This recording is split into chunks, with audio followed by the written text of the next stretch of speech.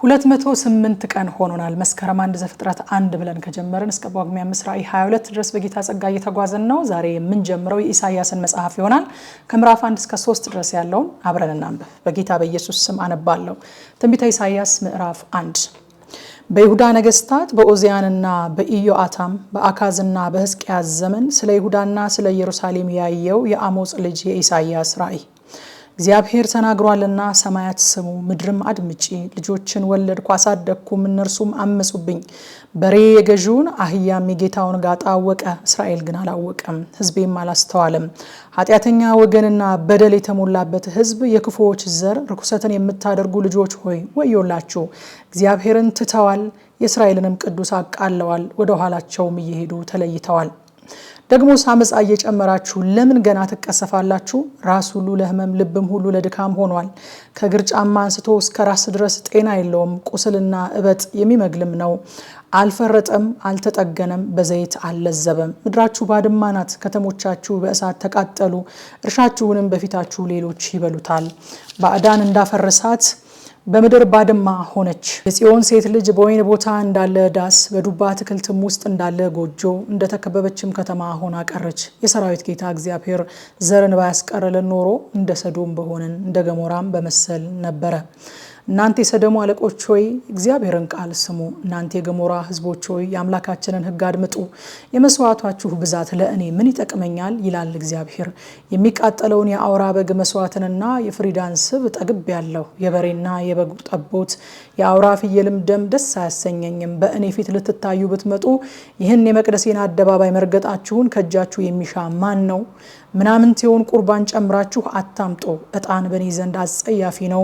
መባቻችሁንና ሰንበታችሁን በጉባኤ መሰብሰባችሁን አልወድም። በደልንም የተቀደሰውንም ጉባኤ አልታገስም። መባቻችሁንና በዓላቶቻችሁን ነፍሴ ጠልታለች፣ ሸክም ሆነውብኛል። ልታገሳቸውም ደክሜያለሁ። እጃችሁን ወደ እኔ ብትዘረጉ ዓይኔን ከእናንተ ሰውራለሁ። ልመናንም ብታበዙ አልሰማችሁም። እጆቻችሁ ደም ተሞልተዋልና ታጠቡ፣ ሰውነታችሁንም አንጹ። የስራችሁን ክፋት ከዓይኔ ፊት አስወግዱ። ክፉ ማድረግን ተዉ፣ መልካም መስራትን ተማሩ። ፍርድን ፈልጉ፣ የተገፋውን አድኑ፣ ለድሃ አደጉ ፍረዱለት፣ ስለ መበለቲቱም ተሟገቱ። ኑና እንዋቀስ ይላል እግዚአብሔር። ኃጢአታችሁ እንዳለላ ብትሆን እንዳመዳይ ትነጻለች፣ እንደ ደምን ብትቀላ እንደ ባዘቱ ትጠራለች። እሺ ብትሉ ለእኔም ብትታዘዙ የምድርን በረከት ትበላላችሁ። እምቢ ብትሉ ግን ብታምፁም ሰይፍ ይበላችኋል። የእግዚአብሔር አፍ ይህንን ተናግሯልና። ፍርድ ሞልቶባት የነበረ የታመነችይቱ ከተማ እንዴት ጋለሞታ ሆነች! ጽድቅ አድሮባት ነበር፣ አሁን ግን ገዳዮች አሉባት። ብርሽ ወደ ዝገት ተለወጠ፣ የወይን ጠጅሽ ከውሃ ጋር ተደባለቀ። አለቆችሽ አመፀኞችና የሌቦች ባልንጀሮች ሆኑ። ሁሉ ጉቦን ይወዳሉ፣ ዋጋም ለማግኘት ይሮጣሉ። ለድሃ አደጉ አይፈርዱም፣ የመበለቲቱ ሙግት ወደ እነርሱ አይደርስም። ስለዚህ የእስራኤል ኃያል የሰራዊት ጌታ እግዚአብሔር እንዲህ ይላል፣ በጠላቶቼ ላይ ቁጣዬን እፈጽማለሁ፣ የሚቋቋሙኝንም እበቀላለሁ። እጄንም በአንቺ ላይ አመጣለሁ፣ ዝገትሽንም በጣም አነጻለሁ፣ ቆርቆሮሽንም ሁሉ አወጣለሁ። ፈራጆችሽንም እንደ ቀድሞ አማካሪዎችሽንም እንደ መጀመሪያው ጊዜ መልሼ አስነሳለሁ። ከዚያም በኋላ የጽድቅ ከተማ የታመነችም ከተማ ተብለሽ ትጠሪያለሽ። ጽዮን በፍርድ ከእርሷም የሚመለሱ በጽድቅ ይድናሉ። በደለኞችና ኃጢአተኞች ግን በአንድነት ይሰበራሉ። እግዚአብሔርንም የሚተው ይጠፋሉ። በወደዳችኋት የአድባር ዛፍ ታፍራላችሁና ስለመረጣችኋትም አትክልት እፍረት ይይዛችኋልና፣ ቅጠሏ እንደረገፈ ዛፍ ውሃም እንደሌለባት አትክልት ትሆናላችሁ። ኃይለኛውም እንደ ተልባ ጭረት፣ ስራውም እንደ ጠለሸት ይሆናል። አብረውም ይቃጠላሉ፣ እነርሱንም የሚያጠፋ የለም። ትንቢተ ኢሳይያስ ምዕራፍ 2። የአሞጽ ልጅ ኢሳይያስ ስለ ይሁዳና ስለ ኢየሩሳሌም ያየው ቃል። በዘመኑ ፍጻሜ የእግዚአብሔር ቤት ተራራ በተራሮች ራስ ላይ ጸንቶ ይቆማል፣ ከኮረብቶችም በላይ ከፍ ከፍ ይላል። አሕዛብ ሁሉ ወደ እርሱ ይሰበሰባሉ። ሕግ ከጽዮን የእግዚአብሔርም ቃል ከኢየሩሳሌም ይወጣልና ብዙዎች አሕዛብ ሄደው ኑ ወደ እግዚአብሔር ተራራ ወደ ያዕቆብ አምላክ ቤት እንውጣ፣ እርሱም መንገዱን ያስተምረናል፣ በጎዳናውም እንሄዳለን ይላሉ። በአሕዛብም መካከል ይፈርዳል፣ በብዙ አሕዛብም ላይ ይበይናል። ሰይፋቸውንም ማረሻ ጦራቸውንም ማጭድ ለማድረግ ይቀጠቅጣሉ። ሕዝብም በሕዝብ ላይ ሰይፍ አያነሳም፣ ሰልፍም ከእንግዲህ ወዲህ አይማሩም። እናንተ ያዕቆብ ቤት ሆይ ኑ በእግዚአብሔር ብርሃን እንሂድ። ሕዝብህንም የያዕቆብንም ቤት ትተሃልና፣ ይኸውም የምስራቅን ሰዎች አመል ስለተሞሉ እንደ ፍልስጤማውያንም ሟርተኞች ስለሆኑ ከባዕድ ልጆች ጋርም ስለተባበሩ ነው። ምድራቸው በብርና በወርቅ ተሞልታለች፣ ለመዛግብቶቻቸውም ፍጻሜ የለውም። ምድራቸውም ደግሞ በፈረሶች ተሞልታለች፣ ለሰረገሎቻቸውም ፍጻሜ የለውም። ምድራቸው ደግሞ በጣዖታት ተሞልታለች፣ ጣዖቶቻቸውም ላደረጉት ለእጃቸው ስራ ይሰግዳሉ። ታናሹም ሰው ዝቅ ብሏል፣ ጨዋውም ተዋርዷል። ኃጢአታቸውን ይቅር አትበላቸው። ከእግዚአብሔር ማስደንገጥና ከግርማው ክብር የተነሳ ወደ ድንጋይ ዋሻ ግባ፣ በመሬትም ውስጥ ተሸሸግ። ከፍ ያለችውም የሰው ዓይን ትዋረዳለች፣ የሰዎችም ኩራት ትወድቃለች። በዚያም ቀን እግዚአብሔር ብቻውን ከፍ ከፍ ይላል። የሰራዊት ጌታ የእግዚአብሔር ቀን በትዕቢተኛውና በኩራተኛው ሁሉ ላይ ከፍ ባለውም ላይ ይሆናል።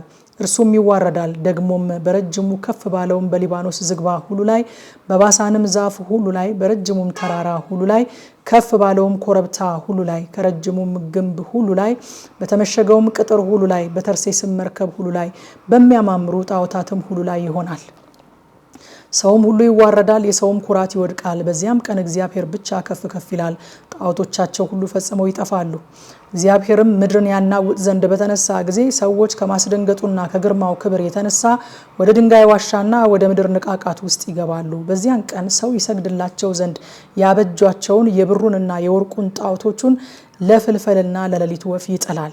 እግዚአብሔር ምድርን ያናውጥ ዘንድ በተነሳ ጊዜ ከማስደንገጡና ከግርማው ክብር የተነሳ ወደ ድንጋይ ዋሻና ወደ ተሰነጠቁ ዓለቶች ውስጥ ይገባሉ። እስትንፋሱ በአፍንጫው ያለበትን ሰው ተዉት፣ እርሱ ስለምን ይቆጠራል?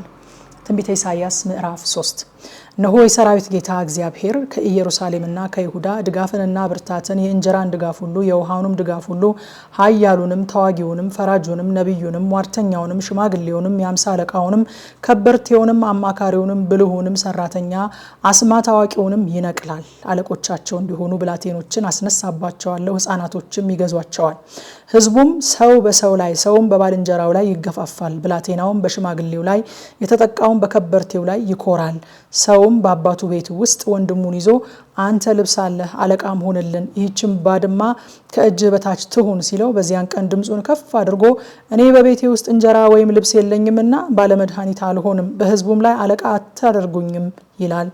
የክብሩን ዓይን ያስቆጡ ዘንድ ምላሳቸውና ስራቸው በእግዚአብሔር ላይ ነውና ኢየሩሳሌም ተፈታች፣ ይሁዳም ወደቀ። የፊታቸው ምፍረት ይመሰክርባቸዋል፣ እንደ ሰዶምም ኃጢአታቸውን ያወራሉ፣ አይሰውሯትም።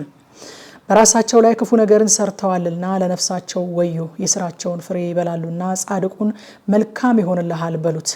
እንደ እጁ ስራ ፍዳው ይደረግበታልና ለበደለኛው ወዮ፣ ክፉም ደርሶበታል። ሕዝቤንስ አስገባሪዎቻቸው ይገፏቸዋል፣ አስጨናቂዎቻቸውም ይሰለጥኑባቸዋል። ሕዝቤ ሆይ የመሯችሁ ያስቷችኋል፣ የምትሄዱበትንም መንገድ ያጠፋሉ። እግዚአብሔር ለፍርድ ተነስቷል፣ በሕዝቡም ላይ ሊፈርድ ቆሟል። እግዚአብሔር ከሕዝቡ ሽማግሌዎችና ከአለቆቻቸው ጋር ይፋረዳል። የወይኑን ቦታ የጨረሳችሁ እናንተ ናችሁ፣ ከድሆች የበዘበዛችሁት በቤታችሁ አለ። ሕዝቤንም ለምን ታደቋቸዋላችሁ? የድሆችንስ ፊት ለምን ትፈጫላችሁ? ይላል የሰራዊት ጌታ እግዚአብሔር። ደግሞም እግዚአብሔር እንዲህ አለ፣ የጽዮን ቆነጃጀት ኮርተዋልና አንገታቸውንም እያሰገጉ በዓይናቸውም እያጣቀሱ ፈንጠርም እያሉ በእግራቸውም እያቃጨሉ ይሄዳሉና። ስለዚህ ጌታ የጽዮንን ቆነጃጀት አናት በቦሃነት ይመታል፣ እግዚአብሔር ኀፍረተ ሥጋቸውን ይገልጣል። በዚያን ቀን ጌታ የእግር አልቦውን ክብር፣ መርበብንም፣ ጨረቃ የሚመስለውንም ጌጥ፣ የጆሮ እንጥልጥሉንም፣ አንባሩንም፣ መሸፈኛውንም፣ ቀጸላውንም፣ ሰንሰለቱንም፣ መቀነቱንም፣ የሽቱውንም ዕቃ፣ አሸንክታቡንም፣ የእጅና የአፍንጫ ቀለበቱንም፣ የዓመት በዓልንም ልብስ፣ መጎናጸፊያውንም፣ ልግም በገላውንም፣ ከረጢቱንም፣ መስተዋቱንም፣ ከጥሩ በፍታ የተሰራውን ልብስ፣ ራስ ማሰሪያውንም፣ አይነ ርግቡንም ያስወግዳል። እንዲህም ይሆናል፣ በሽቱ ፈንታ ግማት፣ በመታጠቂያው ፈንታ ገመድ፣ ጠጉሩንም በመንቀስ ፈንታ ቡሃነት፣ በመጎናጸፊያ ፈንታ ማቅ፣ በውበትም ፈንታ ጠባሳ ይሆናል። ጎልማሶችሽ በሰይፍ ኃያላንሽ በውጊያ ይወድቃሉ። በሮቿ ያዝናሉ ያለቅሱማል፣ እርሷን ብቻዋን በምድር ላይ ትቀመጣለች ይላል። ከምሽቱ 3 ሰዓት እንደ ሁል ጊዜው በኢትዮጵያ ሰዓት አቆጣጠር ኑና የእግዚአብሔርን ቃል በቲክቶክ እና በቴሌግራም ገጻችን በቀጥታ አብረን እናጥና። ጸጋ ይብዛላችሁ።